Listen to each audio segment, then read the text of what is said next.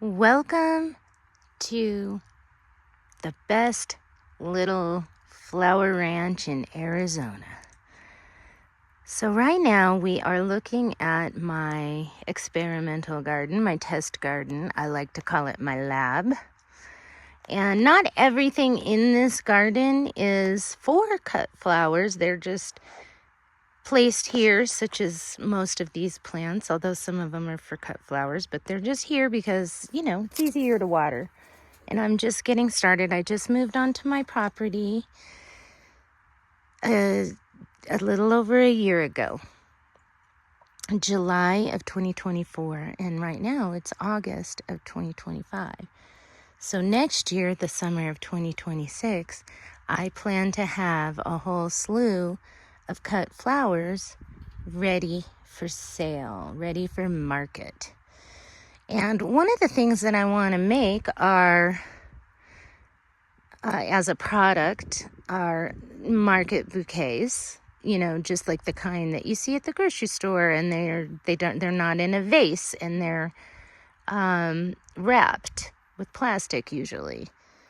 And then also I intend to do mason jar bouquets, and I want to experiment with doing larger bouquets like these and smaller ones like this, preferably a lot of the kind that could fit in a cup holder. So if you purchase them, you can grab them, stick them in your cup holder, drive off, take them to their final destination, whether it's your home or they're for a gift for somebody, or you need it in the lobby of your office or something. So today we are gonna go picking, and that's always fun. And then I'm gonna talk about all of the plants that I'm picking. Now, I don't have a lot of plants because, as I said, this is a test garden, and I have been planting periodically since April of this year, 2025. And then I have decided to focus on sunflowers a little bit more than other things. And so I have several successions of flowers coming, and I have a new batch that's ready to go. Now, these are old. I planted these a while ago, and I haven't really been caring for them, but there are some flowers on there that I'm going to use. This particular sunflower is called the Starburst Panache, and I like the shaggy quality of them. And I've got some growing in another location that I'm going to cut from. I'm going to cut from here. And then I also have these chrysanthemums that I just purchased. So I have not grown these, but I'm going to be planting these and multiplying them, and I would like them to be available in the coming years.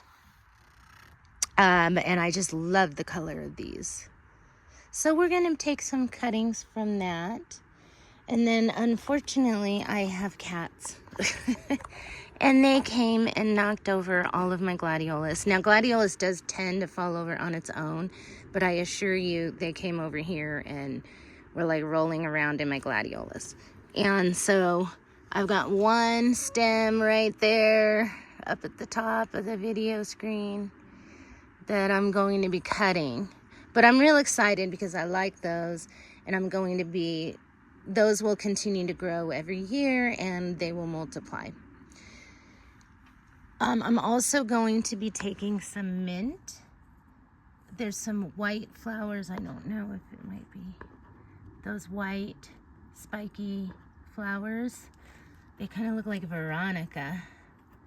I'm going to be cutting some of those. That's from a spearmint, I believe.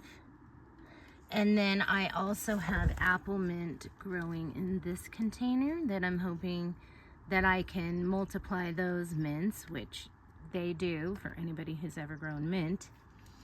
But I'll probably be taking cuttings from both of those mints. And let's see, what else are we going to be taking? And then we're going to be taking from this Shingiku plant, possibly, I'll check the other one, but this is a plant called Shingiku. And the flowers are really lovely on these. They really go well with the sunflowers. And I like them when they get a little droopy. None of these are really doing the droopy thing. Well, like this one right here.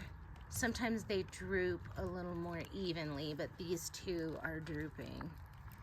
And of course I would get the bugs off.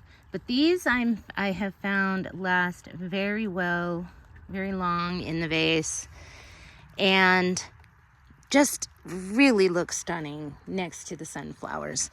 And then over here,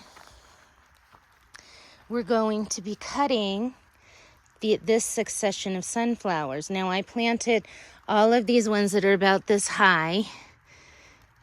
I planted those all at the same time. Some of them are a little lower. And I like that I've got some that are all blooming now, and then next week I can do more cutting, but I only actually had to plant them once. So yay, sunflowers, they're better than I thought. And we're starting to get a little rain, so we love that. What else am I going to be cutting? And then I've got some zinnias.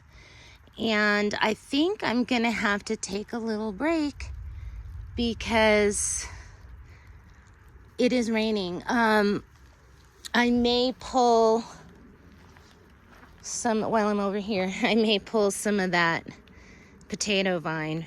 But I don't know how that's going to look with I don't know if that's going to work with the look I'm going for. So those are the flowers that we're going to be including in this test bouquet that I'm putting together. And then once I put this bouquet together, I'm going to take it down and I'm going to give it to somebody in Williams, Arizona. And I'm going to introduce myself. And when I say somebody, I mean a business.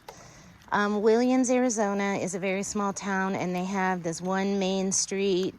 It's pretty touristy, but it's still, still a good mix of locals. And of course, the people who own the businesses or work in the businesses are all locals. And so every time I make a bouquet, I take them somewhere. I may give this particular one to somebody I've already met. We'll see how I feel once I get down there. But I'm thinking maybe I need to broaden my horizons. So some lucky person in Williams is going to get a mason jar bouquet.